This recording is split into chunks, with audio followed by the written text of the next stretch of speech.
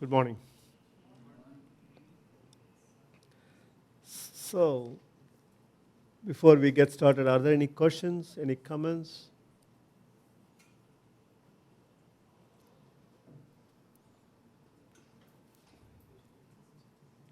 Nope. Everything is crystal clear? Good. Okay. So, let's continue on where we left yesterday. Yesterday we were able to import the weather generator and the weather stations. Then we looked at the time, how you can run any time frame based on your observation data set. And then we also looked at the printing output variables, okay? What variable you want to print, or what file you want to print, and what frequency you want to print. Then we also looked at the basin level input, where you can choose the different evapotranspiration model or routing or water quality, for example. So we also talked about the crack flows, like in clay soil, highly clay soils. So there are various different sub-models within SWAT model that you can choose from, actually. Okay? Like, for example, if you're interested in phosphorus, there are 2 different phosphorus models that you can choose from. Okay? Then we also looked at some of the water quality parameters at the basin scale. Depending on if you're interested in water quality, you may want to go through this and try to find out which one is more relevant, more appropriate, and how to set them. Most of them are calibration parameters. Then after that, we started looking at some connection files. The very first connection file we looked at is HRUs. These are the objects, spatial objects we talked about. Okay? So you can either edit one by one, or if you want to do multiple editing at the same time, click on this properties. Now you have the opportunities to edit multiple records. In other words, you can edit one file and copy that or apply that changes to all other files, actually, so that you don't have to change one by one. Okay? So what do we have that is associated with HRU? There is a topographic input, hydrological input, soil, land use, soil and plant, soil chemical, and then the snow parameters. Okay? So these are all related to each HRU. Right? So if anything you want to edit, you simply select that. Okay, that's your soil. If you want to change the soil, you can also change the soil right here. Say this HRU should not be using this soil, some other soil. You can change that soil here. And you can go ahead and edit. This is layer 1, layer 2, layer 3, 3 layers. And here are the properties, okay? Like bulk density, depth, water holding capacity, saturation conductivity, and so on. Okay? If you want to edit any one of them, you can simply click here. It will allow you to edit. So it gives you the detailed description and the units and so on, and the typical range for that parameter. I'm just trying to show you how you would go about editing, actually. It goes into deeper and deeper. As you start clicking one by one, it's all connected, seamlessly connected in a relational database. So you'll be able to automatically see all of them, actually. And when you finish editing, you can save the changes, or you can cancel to go back. And from here, if you want to go back to the previous menu, you can go here, or you can directly go right here also. So if you want to go one step back, then you can go do this way. And anytime you want to know more about the data, you can also click here. It will take you to online documentation. Okay, that goes through step by step what's in there. Any questions in general about what you're editing here? Again, you may want to take your time to look through this, actually. Like, for example, yesterday we looked at topographic input. It has got the slope. What is the slope of your HRU? What is the slope length of your HRU? Okay? Subsurface flow. and the average distance of the streams. Okay? So all these things are here that you could adjust for calibration, or if you think, let's say for example, the farmers put terraces, so it's not anymore 4% slope, it's 2% slope, then you can come here and change this to 2% or 1% slope based on the management. Okay? So the slope is coming directly from your topographic map. Your topographic map may not represent the physical condition because there may be a change in the farmer's field because farmers have changed the landscape. So you can reflect that here actually. Does that make sense? Okay.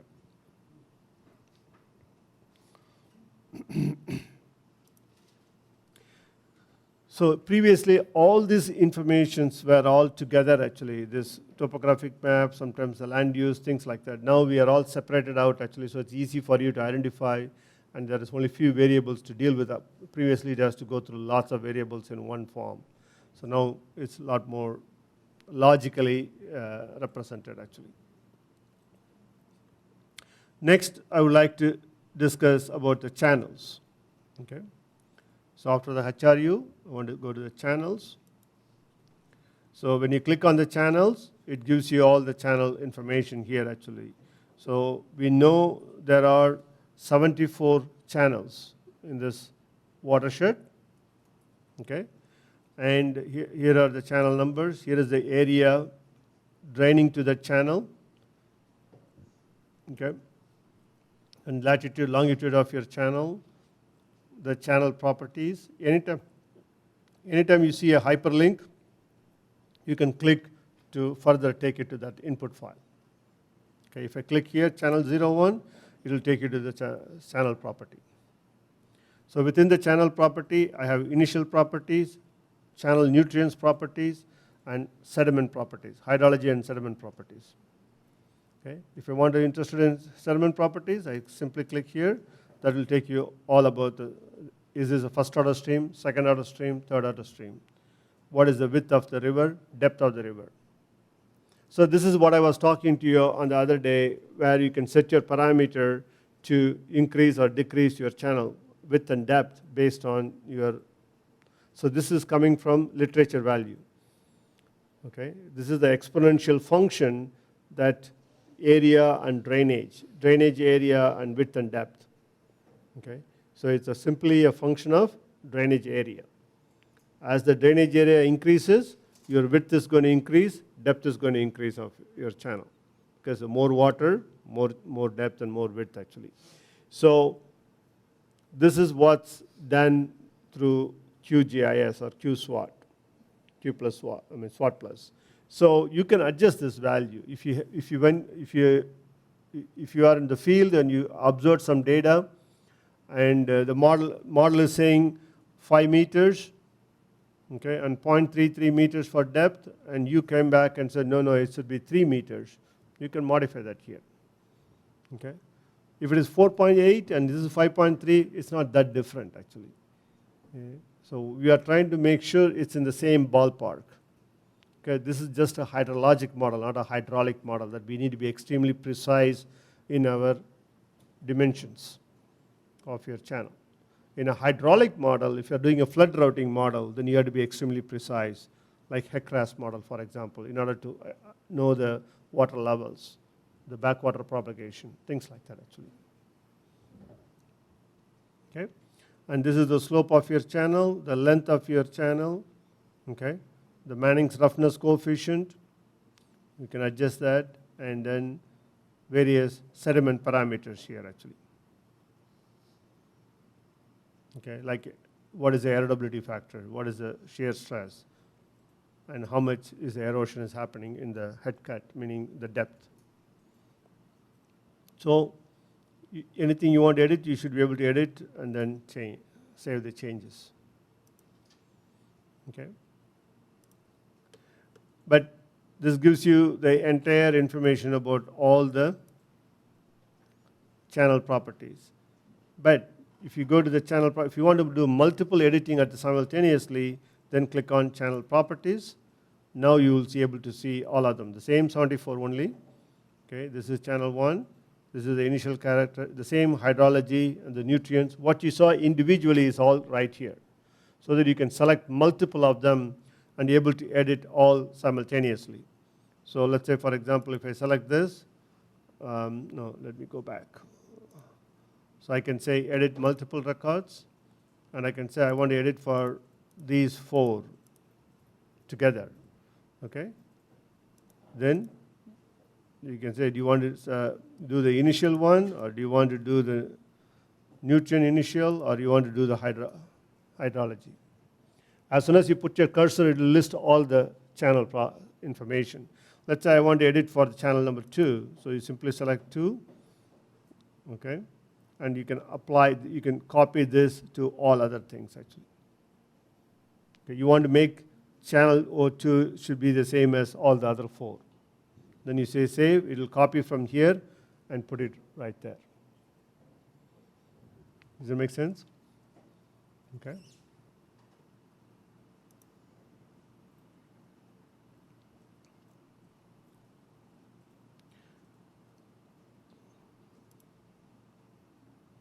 So when you are in this channel menu here, you will also be able to look at the map view.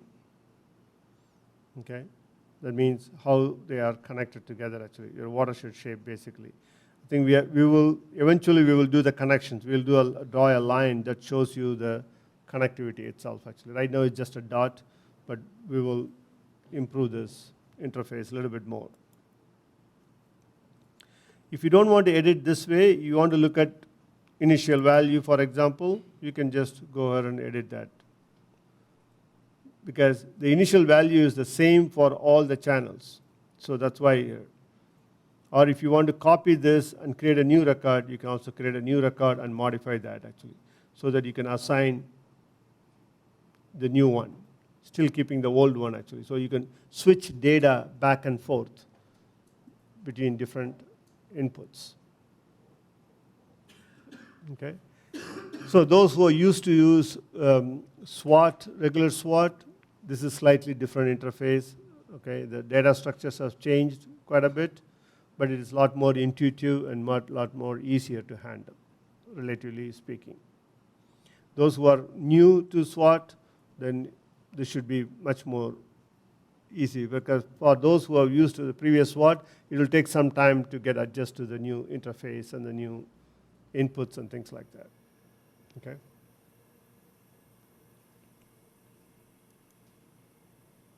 Okay, so that's your channels. Then if you want to look at the routing units, you click routing units. Okay, so here are the routing units. So there are 147 of them actually in total. So you can see there are 147. So this is the channel, the small channel that connects from first order, second order, third order, all the way to the outlet. Okay. So again, area, latitude, longitude, elevation, the routing unit actually. Okay. And it's got the weather station connected to that and the outflow. Yes.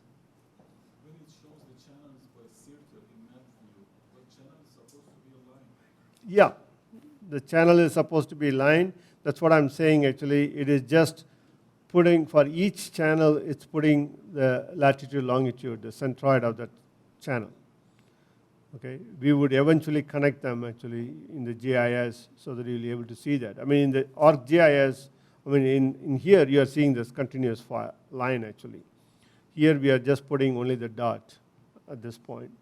But we will modify the interface so that this will have connectivity. Eventually we'll have a connectivity here.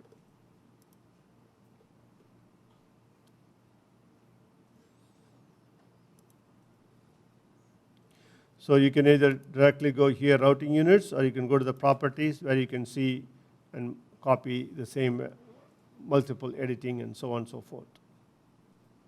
So what do you have here actually? For each routing unit, we have a topographic unit actually. So if you click on the topography, it again shows you what is the channel slope. Okay, this is the average steepness of slope. What is the length? and slope length. Same thing what you saw before is also here actually in the HRU. Okay, so if you have field, then you can also get the field. What is the field width? So this is going to be the same value for everything because we don't know what the field. So this is user need to know based on the field survey, they can adjust this value. If not, we are going to assume it's going to be an average dimension of field length and width and angle, field angle.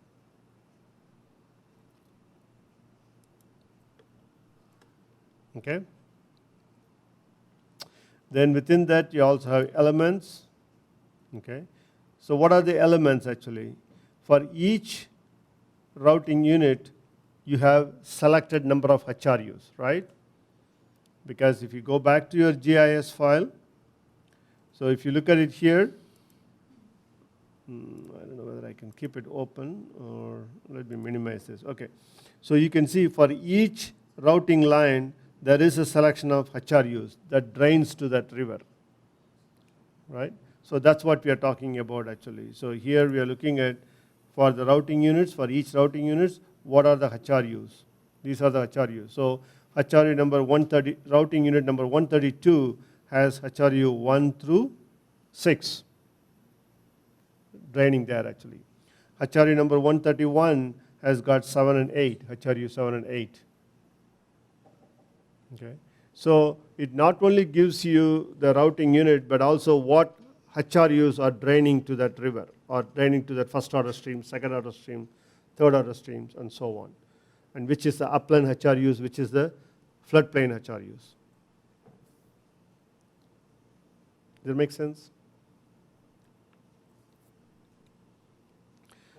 Okay. Maybe what I need to do is, let me do one more thing. Let me close. You don't have to close it. You just watch me here for a second.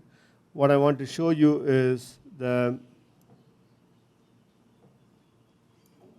okay, here is the channel reach, right? So if I, let me take the HRU out, the actual HRU out. Maybe the point source is out. Okay. I want to keep it simple so that I can show you the channel numbers.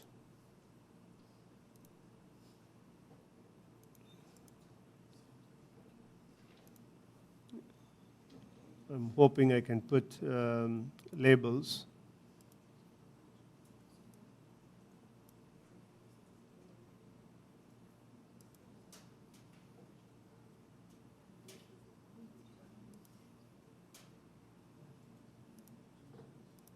So can you see the channel number now? So you'll be able to see each channel. So this is the routing number I was talking about actually, okay? So what HRU is flowing into each of the channel. HRU 1 through 4 is going to channel number 132, right? So if you look at channel number 132, let's see, this is the main channel, sorry. This is only the main channel. I know, is this main? Yeah, no, it's not main. Yeah, this may be just the main channel here actually. Let me,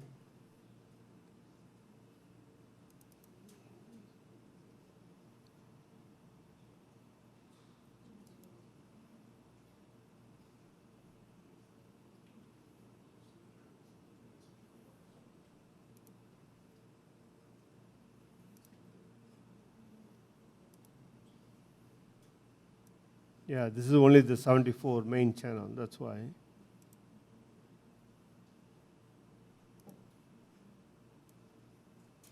Yeah, so I need to look for the other file, other input file.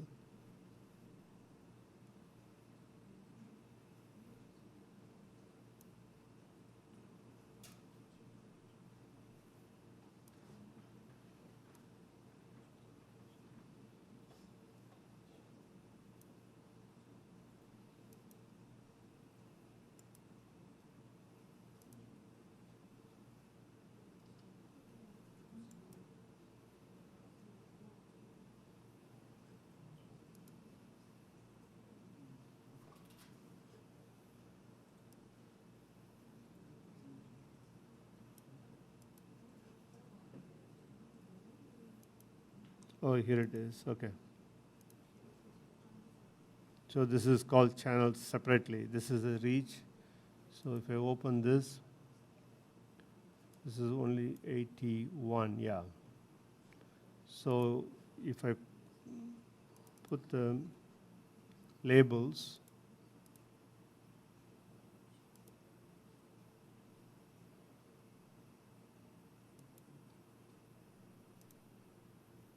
okay, so here it is, the number. So if we looked at 132, first one is 131, and there's 132.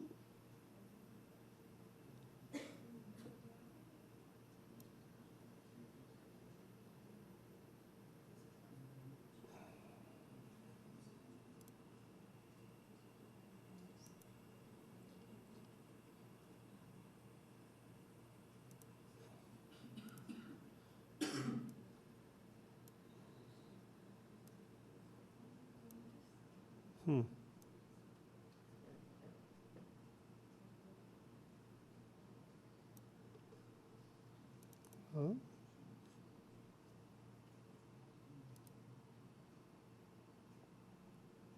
Order length.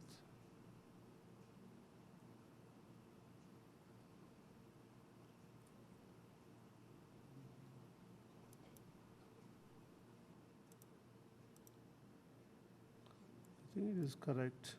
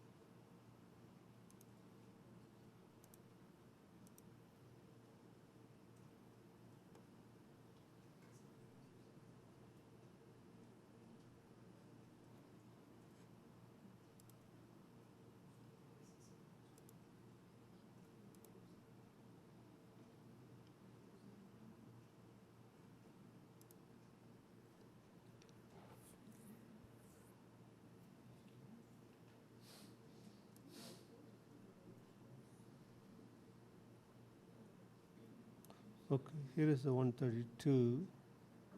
Yeah, so this particular segment, 132, has the HRU 1, 2, 3, and 4. So if I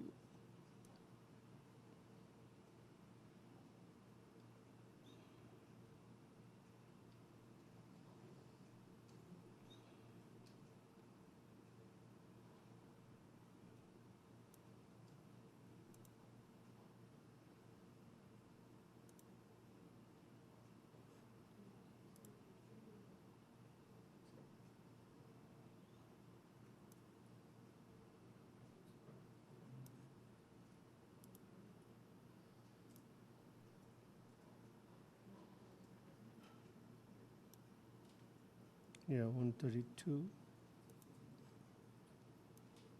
So that is this HRU that is connected to 132 there actually. So basically what this gives you is the connectivity between subbasins, or not subbasins, between HRU to the routing unit or channel to the watershed outlet. So from all the way from top of the watershed to the watershed outlet, every HRU that is connected to each streams, the first order streams, second order streams, and then how each streams is connected to the main river, routing river, and then how the routing river connected all the way to the watershed outlet. So that's what the connectivity is all about actually.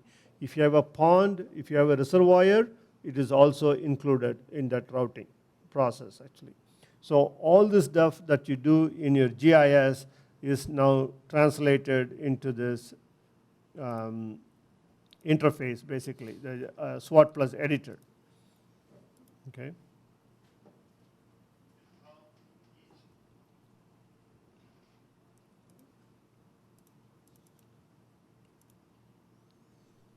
So all the things that we are talking about connections here. So here is the individual HRUs, like the 1, 2, 3, 4. These 4 are connected to the routing units here actually. So if I go to the elements, you will see 1, 2, 3, 4 HRUs is connected to the same routing unit.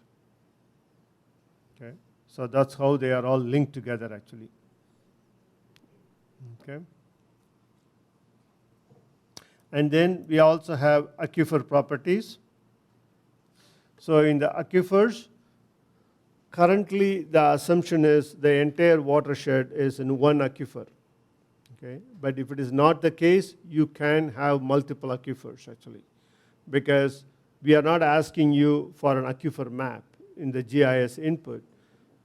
If you know you have an aquifer map, if you want to provide that, we may be able to, in the future, we are thinking about adding another input where if the user provides aquifer maps, we can automatically connect all the HRUs related to each aquifer.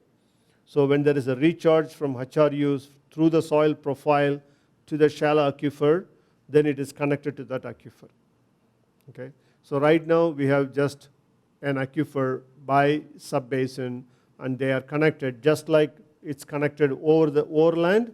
It is also connected at the subsurface level actually.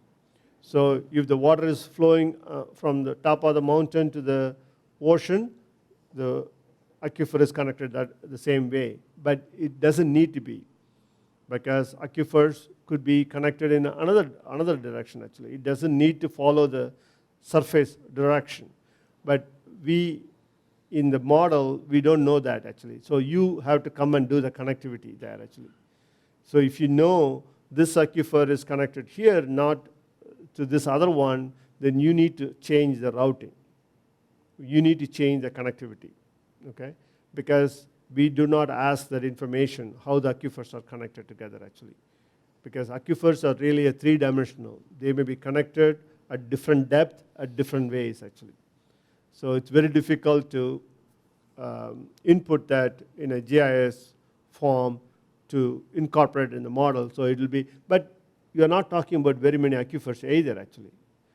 Okay? Most of the aquifers will be 1 or 2 or 3 aquifers within your watershed boundary. It's not like river segments, hundreds of river segments and things like that. Okay? So a collection of river segments could form into one aquifer basically. And then you connect those aquifers from one aquifer to another aquifer. Okay? Does that make sense roughly? So that's what is shown here actually. Here is the aquifer in properties. Then again, this has got the same area as your HRU. Okay?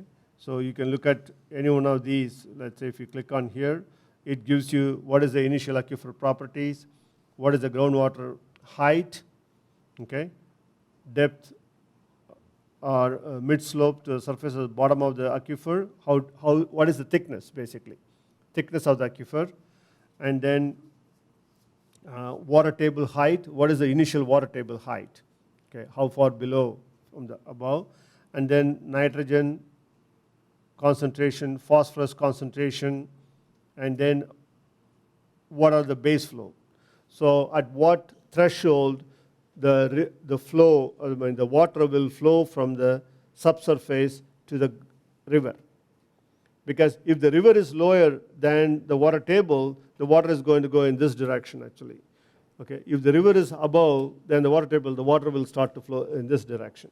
So depending on whether the exchange of water is going from from the landscape to the river or from the river back to the landscape. When I say landscape, I'm talking about aquifer below the landscape. I'm not talking about the surface actually, I'm talking about the aquifer. Okay? So you can be able to adjust these parameters to control your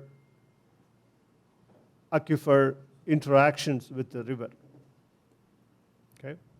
So maybe I should be able to show this in one of the other slides. Let me try to pull the slide.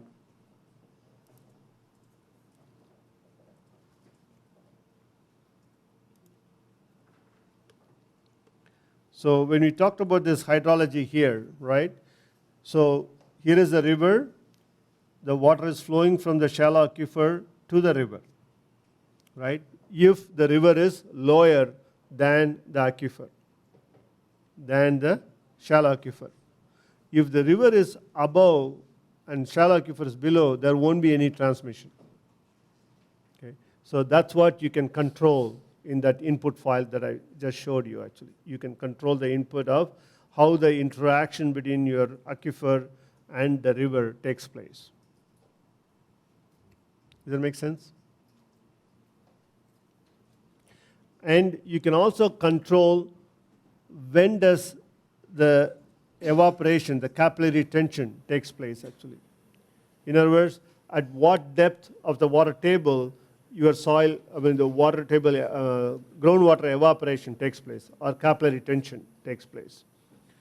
Then you can also control how much of this water can recharge to the deep aquifer, and how much of this water or how long the water from the shallow aquifer can return back to the river.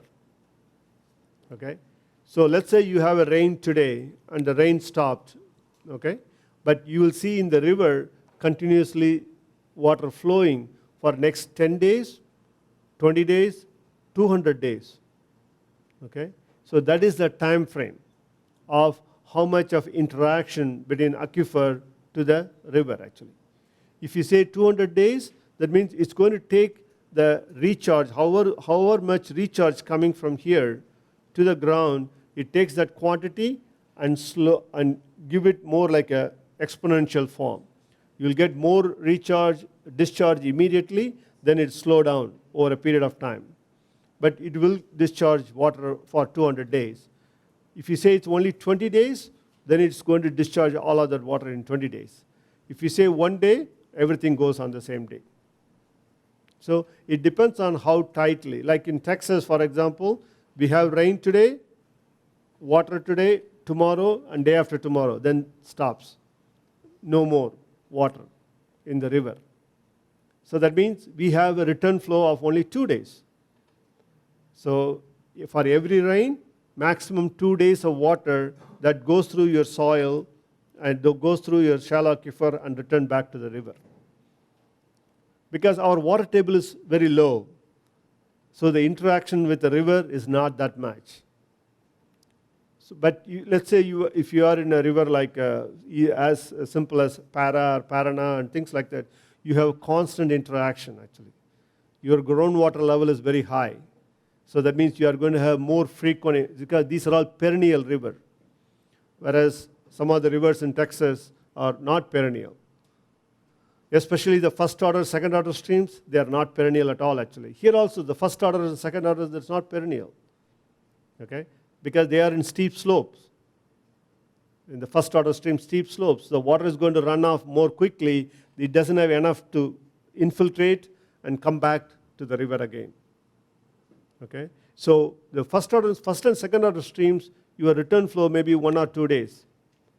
Whereas as you go to the third and fourth and fifth order streams, the return flow could be 50 days, 100 days, depending on the interaction between the two. So that is what you can adjust in your aquifer properties. You can do that by stream, because each stream is connected to an aquifer. Okay? So you could have an upland aquifer, you could have a floodplain aquifer within each subbasin.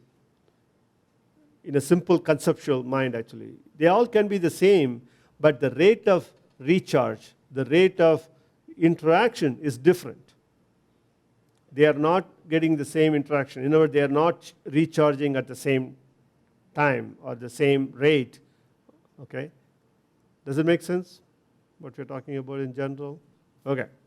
So please ask questions. I know some other things we talked about actually. So if there are specific questions on how, SWAT handles only up to the shallow aquifer. We don't deal with the deep aquifer yet. So this is where we have integrated, or we are linking with ModFlow. Okay? ModFlow will handle anything below here. So SWAT stops right here, then the ModFlow takes over at this point. If there is a lot of surface water, groundwater interaction, SWAT can stop right here, and the mod flow can take this interaction as well as this interaction. So mod flow is very flexible. It depends on how you want to set up mod flow. You can tell mod flow that we want to stop right at the bottom of the soil with SWAT, and mod flow can take over at that point. Or if there is not much interaction between shallow and deep aquifer, you could say that mod flow will take from only deep aquifer and SWAT will handle the shallow aquifer. So you have the opportunities to make the connection between SWAT and mod flow depending on the aquifer properties, depending on how you want to link them together actually. And in the SWAT website, currently what we have is only for the previous SWAT, the current SWAT, and the mod flow linkage. We are working on the link between SWAT plus and the mod flow, and which will be very soon, I would say in the next 2 to 3 months, that will be completed. Then you'll be able to continue to work with SWAT plus and mod flow at the same time. Okay? Yes? If we want to have a drainage, for example, at depths of 30 centimeter only, how we can get that output? You want to have the drainage at the depth of 30 centimeter. Is that practical actually? Because 30 centimeter. Okay, for 1 meter out of root yeah, zone. If you're doing 1 meter, then that becomes tiles. Okay, that is artificial drainage pipelines. They are not natural system actually. So yes, you can. That's in the HRU input. In the field by field, you can define your tiles actually. Okay, not every field will have that thing. Only those fields where the drainage is very poor, you are going to have those tiles. Okay, and it's also only for cropland, not for forest land, not for grassland. It's only during the cropland system you are going to have. So it is not going to be continuously connected. It may be connected wherever there is a cropland. There may be a drainage ditch. Okay. So we have to implement a ditch. Yeah, ditch, you can implement basically like a stream. Okay. Okay, like a channel. So we talked about when we did the watershed delineation, we talked about burning the man-made channel. That's exactly, the ditch is a man-made channel. Just like an irrigation canal, irrigation channel, your ditch will be a channel also. Okay? So you can create a ditch that you can connect the tiles under the ground to the ditch actually, and then let the water go through the ditch to the river. Yeah. Other questions, comments? Okay. Please bring up any questions actually. So are there any questions on the online so far? No? Okay.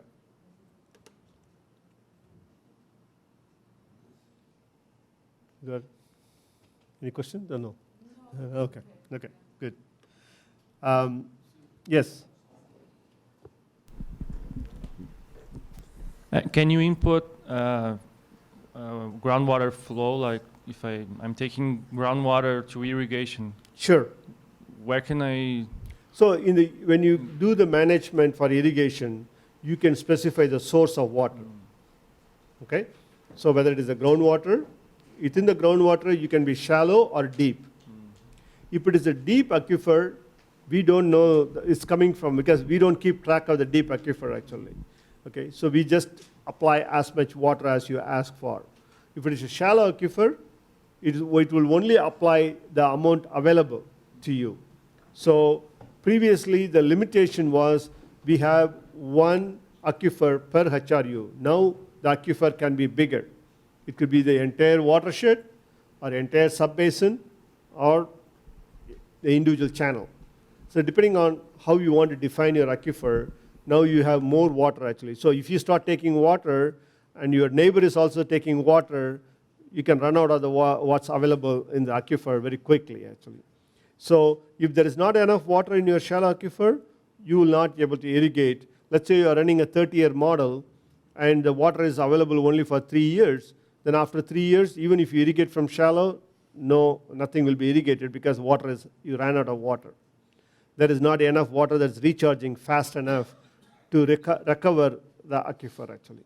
So yes, you can run scenarios to see how sustainable is your shallow aquifer if you start to irrigate. Okay, maybe one farmer, two farmers, maybe okay, but if there are 50% of the farmers are irrigating from shallow, how long the water can last? Okay, so what kind of rules and what kind of regulations you need to prepare in order to conserve water in the ground. So there is all type of scenarios you could run with this system. Questions? Yeah, these are all very good questions actually. Thank you. So again, you can able to edit one or multiple actually. So if you go to the properties, then you'll be able to edit multiple. So you can define, let's say I have 3 aquifers, you need to only create 3 files and just point all of them to those 3 files actually. Okay? So that you don't have to, you can say, okay, all this area in the watershed upstream, for example, you could say, I have an aquifer here, another aquifer here, then you can say all the channels here could all share one aquifer. Okay? And then another aquifer could be from here to here, another aquifer shares all this. And the third aquifer could be here actually. So that you can link only 3 aquifer 1 to aquifer 2 to aquifer 3, for example. Let's say the aquifer 1 actually linked to somewhere else, it's not even connected to here. You don't have to connect it. Okay? So if the aquifer 1 here is not connected to aquifer 2, if aquifer 1 is connected to some other aquifer here, that's fine. So you need to just let it go this way, then only connect these 2 aquifers. So you have the flexibility of how to define your aquifers, how they are connected to each other, so thereby you will be able to use the aquifer as another source of water for things like irrigation, pumping, industry, municipality, whatever that water is used for. Okay? As an output, you will get the daily water level from the aquifer. So if you have a groundwater monitoring station where they monitor daily groundwater levels, you will be able to calibrate your model with your aquifer water levels. Okay? So you don't have to only rely on the stream flow. So if you have water table height, you can calibrate against water table height also. Sometimes water table height may be monthly or 15 days or whatever time interval, you can do that same thing. Okay? Or a lot of the time, they measure only pre and post rainfall, right? So if you have a rainy season, they measure the water table height immediately after rainy season so that you can see how much recharge has happened. Then over a period of time, people pump, people use and whatnot. When the dry season, at the end of the dry season, again they will measure so they can see how much water has withdrawn from the aquifer. Okay? So then you can compare that with SWAT to see whether the drawdown, how much aquifer is going down and then recovering back again after each rain, and whether it is sustainable or not sustainable over a long period of time. The inflow coming in and the outflow going out actually, how sustainable is this? Does that make sense? Okay. Professor? Yes? I'm not sure where can I input this kind of information. I don't know if I get it. Which information? Where can I put the different aquifers information? Okay. So like as I said, right now you have the initial aquifer properties, then you have aquifer for each channel. So if you see 1, that means this is subbasin 1, channel 1 actually. Okay? So this is again subbasin 1, channel 2. So what is 1 and 2? 1 and 2 is the upland and the floodplain. Okay? So I have an upland and I have a floodplain. So this is for subbasin number 2, upland, floodplain. Okay? So if you come back and said, okay, subbasin number 1 to 3 are one aquifer. Okay? So then I can simply point all of them to the same aquifer rather than having separate aquifers. Okay? So I can come here, and initial aquifer is fine, all this is fine. So I go back, and I say edit multiple records, and I say all these is the same aquifer properties. Okay? You can input whatever the information you want to put there, and then at the end, if you say save, all will have the same aquifer now, actually, one aquifer. Does that make sense? Yes?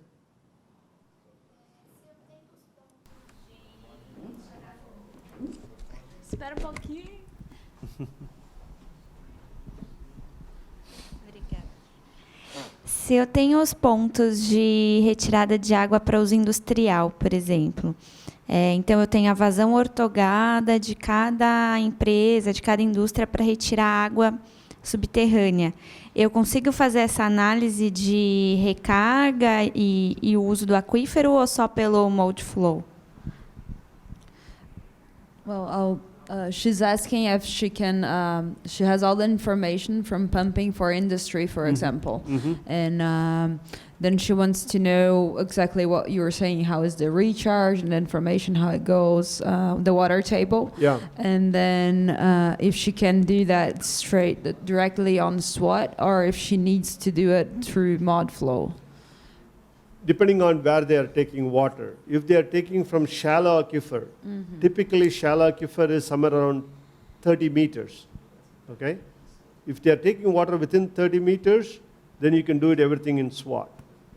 If they are taking it much, much deeper, then you can still do it with SWAT if you know exactly how much water is taken, not only by them, but everybody in the aquifer actually. Okay? So if you have only them, then we don't know what the others are taking, then it won't be an accurate picture. In other words, you can't account for everybody's usage. So you take it from the deep aquifer, and then that water goes to the industry. Industry uses that water, and they discharge the wastewater. So you need to know how much of that water comes back to the river again. Okay? So this is not coming from rain, it's taken from the ground, and it's going through another process here actually. So you have to account the entire water cycle or water budget that goes through various sources actually. And because the aquifer recharge may take years, right? When they take it out and discharge, it can be daily. Okay, so that's the difference between the two.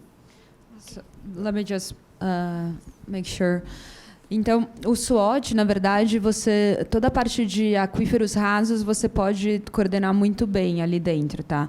Quando você trabalha com aquíferos mais profundos, também é possível, principalmente nesse sentido de que se você está preocupado mais com a extração de água dos aquíferos profundos e no como isso vai voltar dentro do seu ciclo, né? Então, por exemplo, se eu estou pegando vários estão pegando num aquífero profundo para as áreas urbanas ou para indústrias, e aí isso retorna depois como efluente industrial ou alguma coisa diretamente para o seu rio. Então é importante você fazer esse ciclo completo dentro da bacia, né? Mas principalmente a parte de aquíferos mais rasos você consegue trabalhar muito bem dentro do modelo. Se você precisar de interações mais difíceis, aí talvez seja o caso de usar o mod flow, mas não necessariamente. Tá? E aí eu faço essas alterações no management, não no... Quais alterações você diz? As informações de água retirada. Sim, são os pontos. Exatamente. Você faz dentro do management, aí você pode dizer, vou pegar para irrigação, que nem foi o exemplo que ele deu aqui, ou no seu caso industrial, vou extrair água. Aí você fala de onde vem essa água, aí você fala água subterrânea do aquífero raso ou profundo. Tá. Então é isso, do aquífero raso, né, que foi o exemplo que ele deu, que o Srini comentou antes, ele vai modelar bem. Então você vai falar, eu tenho, sei lá, tem uma demanda de X litros por segundo, né, ou sei lá, X metros cúbicos por dia. No entanto, você tem uma quantidade de água disponível dentro do seu aquífero raso que está sendo modelado. Então, se chegou no limite, não vai vir mais água, no SWOT, certo? No aquífero profundo, ele já não faz isso diretamente. Então, você pode falar assim, eu preciso de água, ele vai te dar água, porque ele não tem exatamente essa informação lá dentro. Tá? Então, é mais ou menos isso. Isso pode ser... Aí depende muito da sua região, da disponibilidade de água, do aquífero em si, e da demanda hídrica de água subterrânea da bacia. Tá? Obrigada. Imagina. Obrigada. Thank you. Any other questions?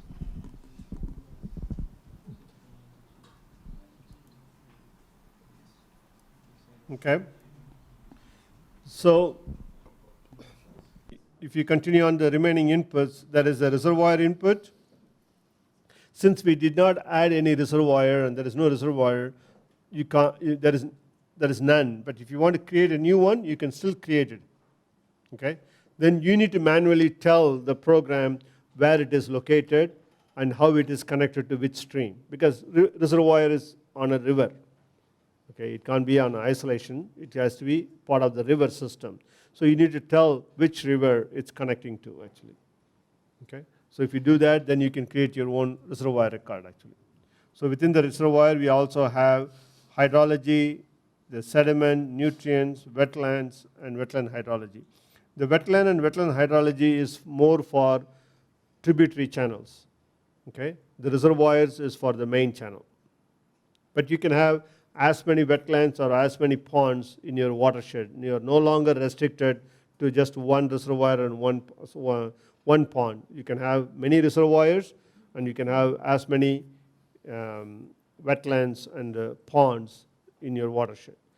The ponds and wetlands are not regulated. Okay? So they always, the water comes, fills up, and then overflows. Okay? Whereas reservoir is regulated. Somebody is opening the gate or closing the gate to release the water every day. So that's the main difference between reservoir is managed and ponds and wetlands are unmanaged or not managed. Okay?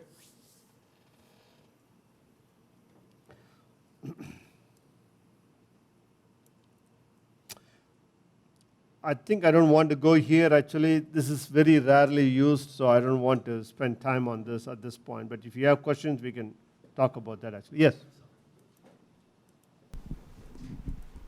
If you know there is a reservoir somewhere, like in some places in your watershed, Yeah. but you have no information about how it is operated, how the water levels, you have no information. Is it worth to show the model that, you have a reservoir here, but you have no data? Or is it better just to leave it like if there was nothing and then just describe it in your results? I don't know. I mean, it depends on how it is managed. Okay? Let's say the best way to find this out is, let's say if you have a gauge upstream of the reservoir, a gauge at the downstream of the reservoir. If you plot both of them, if the R square is very poor, then we know the hydrolysis is completely changed. If the R square is very, very good, that means that dam is not affecting your overall flow. Because whatever comes in, getting released almost at the same time or within very short period of time, especially monthly scale. No difference, let's say. Whatever the month of water received, they release that water downstream. Then there is no difference. So then you don't have to worry about the reservoir. But if the reservoir is operated for irrigation, let's say, okay, then you are not going to see that, because rainy season you are going to accumulate the water, and dry season you are going to slowly release the water.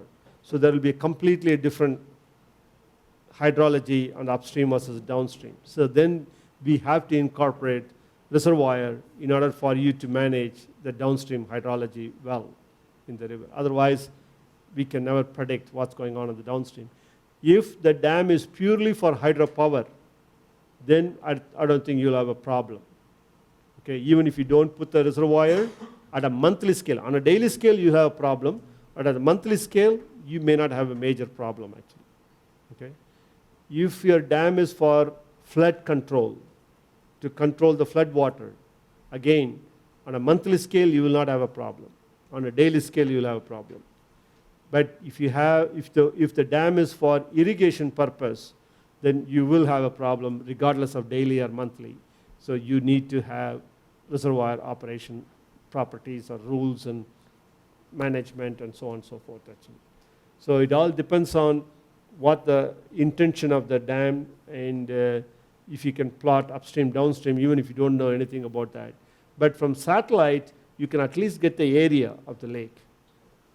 Okay? Then if there is any information about the depth, you can come up with a volume. That's all the information we need, area and volume. If you have those two information, we can start to build a model actually. All other informations are optional. If you have, we can definitely, like rules and operations and things like that, is nice to have. But if you don't have, you don't have it. But at least area and volume are the two basic information you need to begin to simulate reservoir operations. Yeah. Yes. So yeah, She has more experience. Yeah, she can talk more about that. Just sometimes we have reservoirs, upper streams of the basins, and we want to model actually the processes more downstream or something like that. So if you have this case or something like that, what you could do, because here we have gauges after all reservoirs. So one thing that you can do is not to model the upstream part too, if it's something that you are not interested in, of course.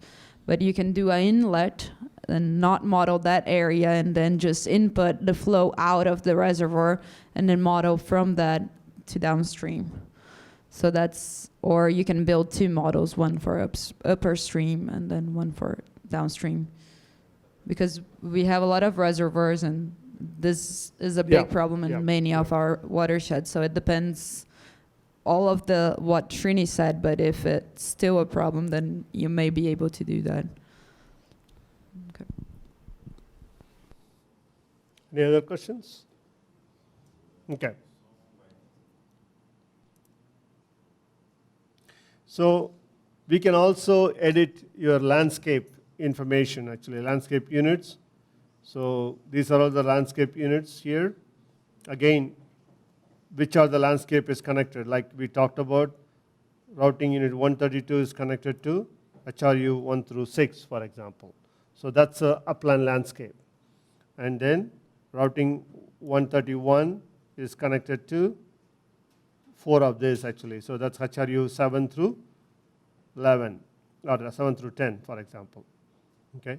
So this is the landscape unit editing that you can do here. I mean, this you can edit even in the connection file also there actually. What here you have is the fraction. Okay. Within the subbasin, how much of this fraction? For the entire watershed, what is the fraction? Okay. So this HRU for the whole watershed is 0.002. Whereas within the subbasin, it's 11.5% or 0.115. So you can show the significance of each HRU. This 6 HRU, this add to 1.0. Okay, that's 100% within the subbasin. But overall in the watershed, it's very, very small.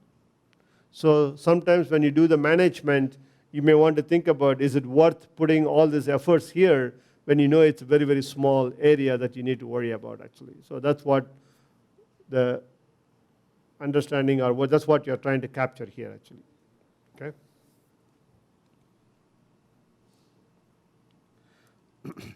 Then the land use management. So this is where you will be spending most of your time, such as what are the operations actually. Here is the agriculture operation, forest operation, pasture operation. So in this watershed, there are only 3 land uses actually. So these are all the different operations. So for this, you have a management schedule. There is no management for forest and pasture because it's not managed. Forest is natural forest. Unless forest is a plantation, if somebody is growing pine trees, oak trees, or something, some wooden trees that they are growing and they are going to harvest once in 20 years, 30 years, however many years, then you need to have a management. Okay? So If you don't have that, you don't need a management for that. Actually, you can say it's a natural forest, natural grass, okay, natural pasture and things like that. And then you have what curve number to use for the hydrology, and what is the conservation practices. How do they manage the land? Is it up-down slope or across the slope? Cross slope means like contours, along the contours of the landscape. So if you go and look at most of the farmers do along the contours. If they do up, down, or along the slope of the landscape, you are going to see a lot of erosion. Okay? If they disturb the land along the slope, when the rainfall comes, runoff, it's going to take a lot of sediment. If they do it across the slope, then you are going to stop the sediment movement actually. Okay?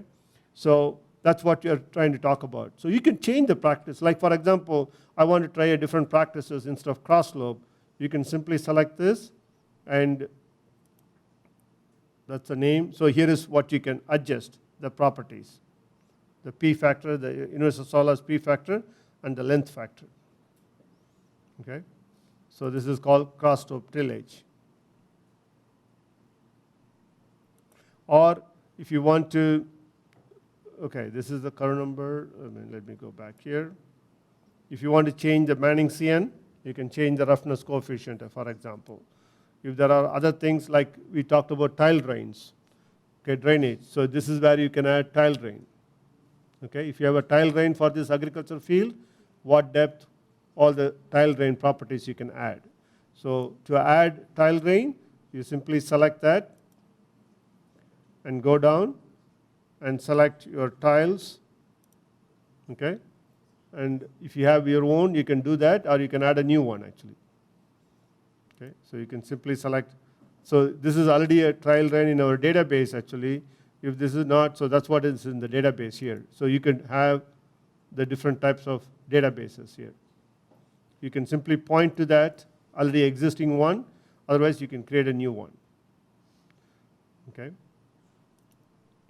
So like for example, in the filter strip, we have already several filter strips, so you can select which one you want to choose. So this is already in the database. You can create your own additional information there actually, apart from these two. Okay. Same thing if you want best management practices, what kind of best management practices you want to develop. So all these different management operations is now in a database now actually. So you can be able to easily do that. Like rotation, for example. Okay. You can go click here and look at what is the rotation. Okay. So if you want to have different rotation, you can do different rotations. So all these things will like, you can be able to like control drainage, for example. That could be one of the management operation that you can use. Or you can add a new operation. You can create your own operation. So when you click new operation, it'll see, are you going to plant? You're going to harvest? What are you going to do actually? Okay. You're going to tillage, you're going to apply irrigation, you're going to apply fertilizer, pesticides. What are you going to do here actually in the landscape?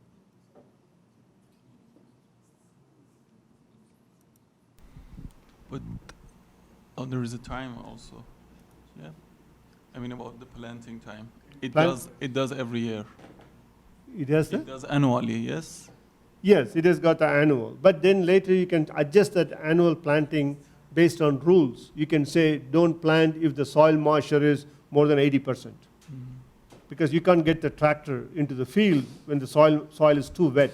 Yeah. Okay? Or when the soil is too dry. Okay? Because if it's too dry, if you disturb the land, you're going to have more erosion actually. So you can control, because this is just an initial value, but that can be controlled by your management rules. Okay, decision tables. Yeah. Yeah. So you can mimic as if what the farmers will do from year to year actually. Based on, I mean, the farmers may not tell you exactly this is what I did. They can tell you if it is this condition, I will not do it. Or if these conditions, I will do it actually. Then you can put both of them in the decision table, one avoiding, another is acceptable. What is acceptable? So you can able to implement both in the system.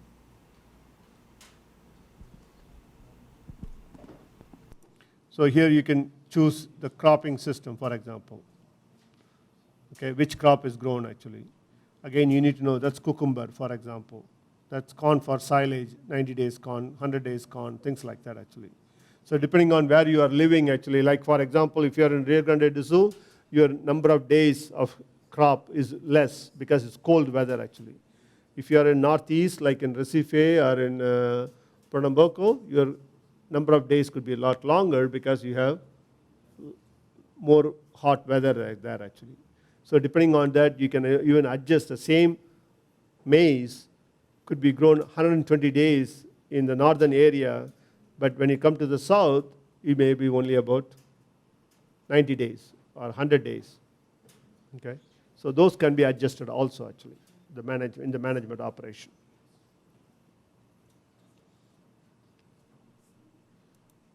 Any questions on general? Yes. Can we also manage the irrigation? For example, if the water content of soil is 20% or field cap? Yeah, absolutely. That's what the decision table is all about actually. Okay. So the decision And for a specific lands, for a specific HRU? For specific HRU, yes. That management, you can create as many irrigation management as you want, and then, okay, let's say for example, typically in this region, there is about 10 different kinds of irrigation. The 10 different kinds of irrigation could be because of the equipment, like sprinkler, drip, furrow, okay? Or by the source of water, whether they're taking water from the river, shallow aquifer, deep aquifer, or from the irrigation from the dam. So it can be source of the water, or it could be by the plant type actually. It could be for sugarcane versus sorghum versus cotton or whatever they are growing there actually.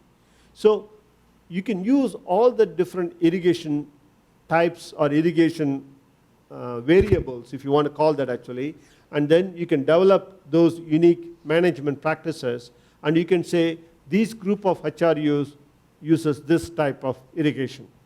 This group of HRUs uses this type of irrigation. Then you can link them together actually, thereby you don't have to sit and type for each one separately. Okay? So that's what this new interface and the new SWAT Plus allows you to do a grouping of management operations. And not only that actually, that management operations is available not only for this project, for your next project. So you don't have to come back. Let's say you're doing another watershed. You're not going to sit and create all of them actually. You can just simply copy that and then move on to the next project and then reuse those management. Because, I mean, you're going to have a handful of about maybe 20 different irrigation schemes total. Okay, once you're done that, you're done with all the irrigation possibilities, then you can reuse them anywhere, whether you're doing irrigation in San Francisco River or in some other place in south or north or east or west, you can use the same thing, reuse the same thing. And you can share with your neighbors, okay? So somebody else is doing some other work in another river basin, you can say, hey, this is what I did, this is what I worked, and they can tweak. I mean, it may not be perfect, they can tweak it from that actually.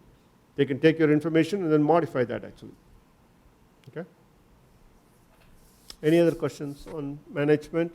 This is where the most of your time you'd be spent on the management actually, okay? So again, urban landscape, if it is an urban landscape, you can choose what urban type it is actually, okay? Whether it's industrial, commercial, institutional, high density, low density, medium density, all those different things. I know right now it's all cryptic with 4-letter characters. We will put the full name here actually very soon, so that you'll be able to see the name fully rather than just 4-letter characters actually. Yeah, we'll make some more improvement. We already got some feedback and we are continuing to improve on some of this stuff actually. Can I just stress Sure. the importance of the Management? Yeah, sure, because sure, I sure, think Sure.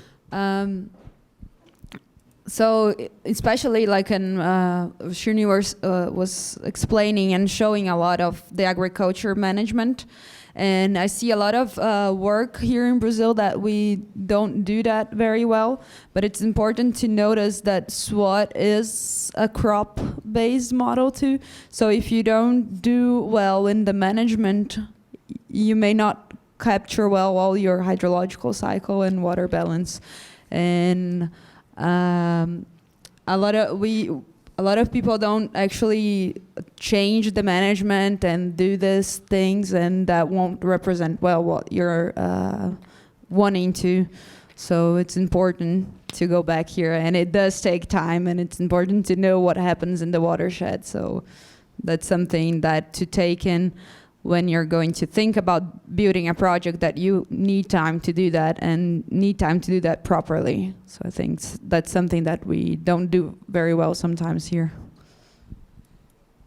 Are we stopping for? Yeah. Okay, looks like we are going to take a quick commercial break. So in 10 minutes, we'll come back and start again. Okay.